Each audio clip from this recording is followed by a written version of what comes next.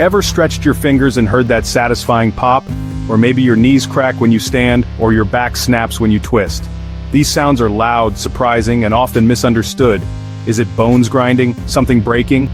Actually, it's a mix of physics and chemistry inside your joints.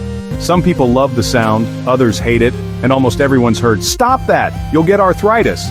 But is that true? To find out, let's take a closer look inside a joint. Joints are like complex hinges, found all over your body. Fingers, knees, shoulders, spine. They let you move smoothly thanks to a special capsule filled with slippery fluid. It's not bone on bone, that would hurt. Instead, your joints are protected by a gooey substance that keeps everything gliding.